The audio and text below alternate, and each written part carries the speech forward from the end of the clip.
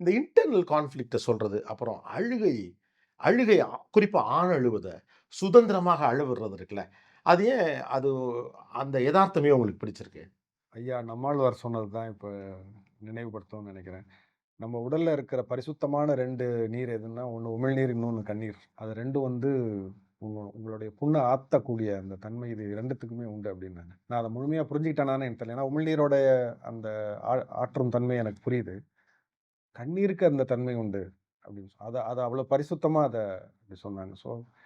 அந்த கண்ணீர் வர்ற இதுவே வந்து எப்டின்னா, உங்களுடைய மனது வந்து நெகிழ்ந்து அதுக்கப்புறம் தான் அது வெளிப்படுது. அது அவ்வளோ ஒரு உன்னதமான விஷயம். அத வந்து நம்ம ஊர்ல சில நேரம் அத கொஞ்சம் கிண்டலா சொல்லிடுவாங்க. "என்னடா குழந்த மாரி அழுவுற? ஆம்பளனா நீ அழக்கூடாது." இப்படிலாம் சொல்லுவாங்க. அது அழுகைங்கிறது சிரிப்பு மாதிரி. அது ஒரு இயற்கையான விஷயம். ரொம்ப உன்னதமான விஷயம் என்ன பொறுத்தவரைக்கும். அத வெளிப்படுத்தும்போது தான் நமக்கே தெரியும். அவங்க எவ்வளோ நெகிழ்ந்திருக்காங்க, எவ்வளோ உணர்ச்சி வசப்படுறாங்க. அந்த உண்மை நமக்கு அப்பதான் தெரியும். இப்ப என்னுடைய தாய்மாமன்லாம் வந்து ரொம்ப ஒரு வீரமான ஒரு மனிதர் அவரு. ஆனா, அவரு அழுது நான் பார்த்துருக்கேன். எங்க அப்பா மாதிரி ஒரு தைரியசாலிய நான் பார்த்ததே கிடையாது. ஆனா, அவரு அழுது ஒரு 4, 5 தடவ. அதாவது நான் பார்த்தது.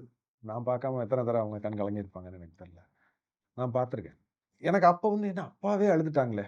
அப்படின்னு தான் தோணுச்சு. ஏன்னா, அவ்வளோ தைரியமா தைரியத்துக்கும் இதுக்கும் எந்த சம்மந்தமும் கிடையாது. உங்களுக்கு இதயம்னு ஒண்ணு இருக்கு. மனசுன்னு ஒண்ணு இருக்குன்னா, கண்டிப்பா அந்த கண்ணீருங்கிறது வரதான் செய்யும்.